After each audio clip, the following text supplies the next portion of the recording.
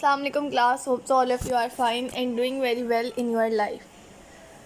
Students, हम लोगों ने इसका पार्ट 1 सॉल्व किया था जिसके अंदर हमने अप्रॉक्सीमेटली 20 MCQs सॉल्व किए थे और अब जो हम ये पार्ट सॉल्व करने जा रहे हैं इसके अंदर हम मोर अप्रॉक्स 20 MCQs ही सॉल्व करेंगे। ठीक है, now look at the MCQ number 21। 1 to 20 हम कर चुके थे। नाउ 21 पे देखिए, ये इसका पार्ट 2 है। At dynamic equilibrium, the reaction stops to produce. Dynamic equilibrium में क्या होता है? क्या रिएक्शन रुक जाता है? क्या अमाउंट ऑफ प्रोडक्ट और रिएक्टेंट इक्वल हो जाते हैं, या फॉरवर्ड स्पीड, जो फॉरवर्ड रिएक्शन होता है उसकी स्पीड जो होती है वो रिवर्स रिएक्शन के इक्वल आ जाती है। बेटे तो याद रखना, डायनामिक इक्विलिब्रियम के अंदर स्पीड्स इक्वल आ जाती हैं, लेकिन उसके बाद भी मतलब इक्विलिब्रियम क्रिएट हो जाता है स्पीड का, उसके बाद भी आपके पास जो कंटेंट होता है ना, जो आपकी चीज़ें होती हैं वो उसके बावजूद भी उसका तबादला हो रहा होता है, वो एक्सचेंज हो रही होती है। ठीक है, अच्छा भाई, in an irreversible reaction dynamic equilibrium, अगर इरिवर्सिबल रिएक्शन है तो क्या डायनामिक इक्विलिब्रियम क्या होगा उसके अंदर? क्या कभी होगा उसके अंदर? नहीं, कभी भी इस्टेब्लिश नहीं होगा। तो ए, बहुत आसान सा।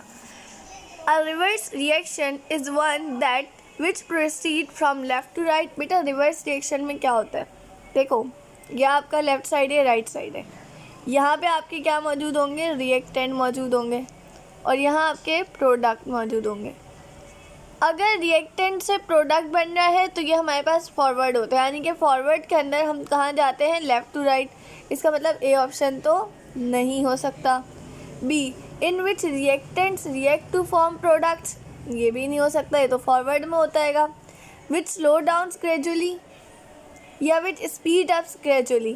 देखो, इसको अगर आप रिवर्स करो ना, यानी कि राइट टू लेफ़्ट जाते ना, तब हमारे पास रिवर्स रिएक्शन होता है जिसकी स्पीड आहिस्ता आहिस्ता करके बढ़ती है।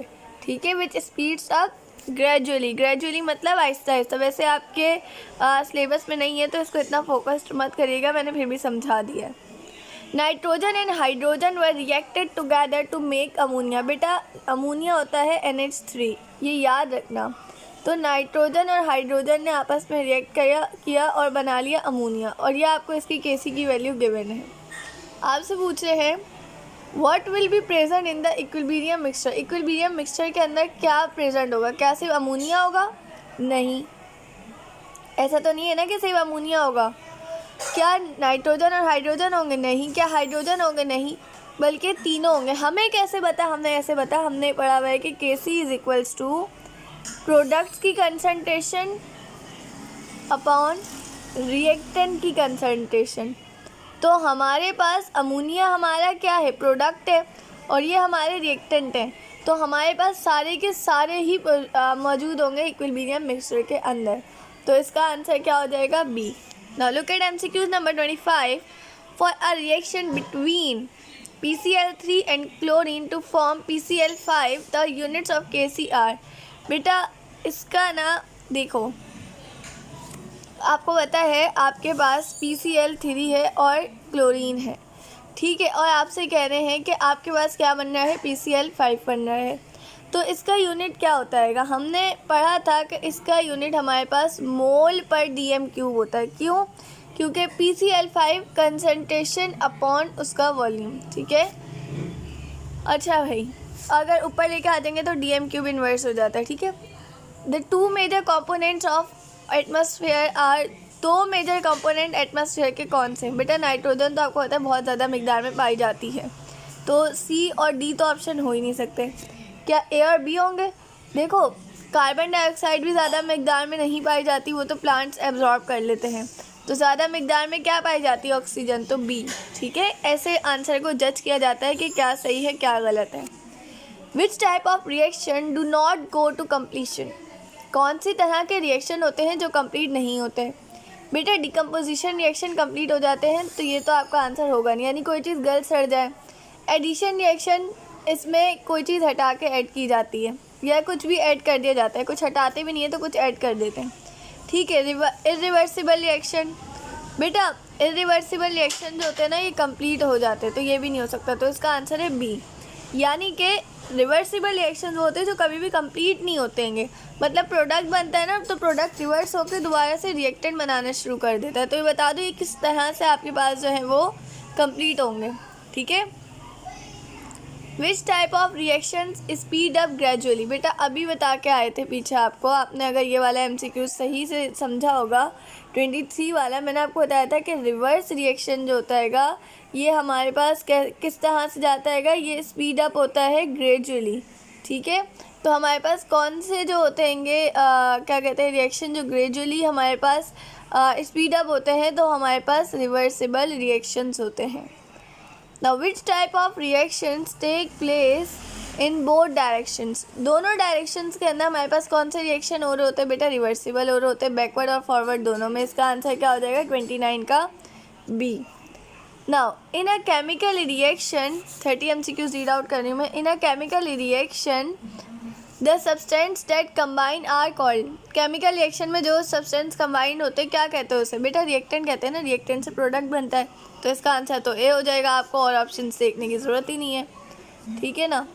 अच्छा जी, when a reaction ceases to proceed further, जब आपका रिएक्शन जो है वो फर्दर प्रोसीड ना कर सके, ठीक है, फर्दर प्रोसीड ना हो, कि इसका मतलब हो जाता है रुक जाना, तो उसको हम क्या कहते हैं, स्टैटिक स्टेट, ठीक है।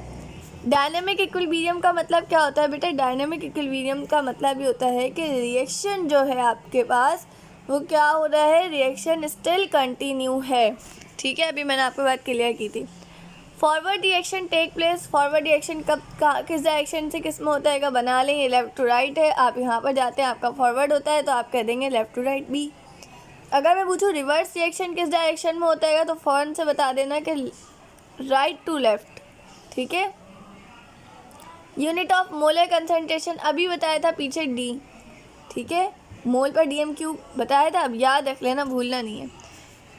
इक्विलिब्रियम कांस्टेंट Kc जो होता है किसके इक्वल होता है, बताइए ज़रा, हमारे पास ये किसके इक्वल होता है, हमारे पास इक्वल होता है Kc जो है वो इक्वल होता है concentration of forward reaction upon concentration of forward और रिवर्स, ठीक है।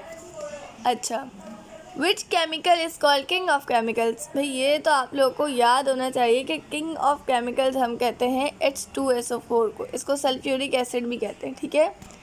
होप सो यहाँ तक आप लोगों को कोई मसला नहीं होगा, कोई कन्फ्यूजन नहीं होगी, लेकिन स्टिल कोई मसला होता है, कोई कन्फ्यूजन होता है, कोई ऐसा MCQs होता है जो आप लोगों को ना समझ आए तो बेटा आप पूछ सकते हैं। ये बहुत इंपॉर्टेंट MCQs थे, बोर्ड के पॉइंट ऑफ व्यू से बहुत इंपॉर्टेंट है, ठीक है। आप इन MCQs को कर लेंगे तो 40 MCQs यहाँ से और बुक से, तो आप इस तरह से 50 MCQs अच्छे से प्रैक्टिस कर चुके हैं, जो मैंने आपको उसके लेक्चर्स प्रोवाइड कर दिए हैं। और ये लेक्चर्स आपको जस्ट मिस उस्तानी जी के प्लेटफॉर्म से प्रोवाइड किया जा रहा है, तो आप सब्सक्राइब करें चैनल को और क्या कहते हैं बेल आइकन के बटन को दबाएं और क्या होता है लाइक कर दें।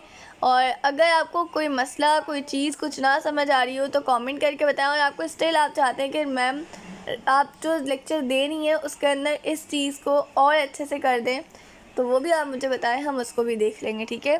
तब तक अपना ख्याल रखिएगा, मुझे दुआओं में याद रखिएगा। अल्लाह हाफ़िज़।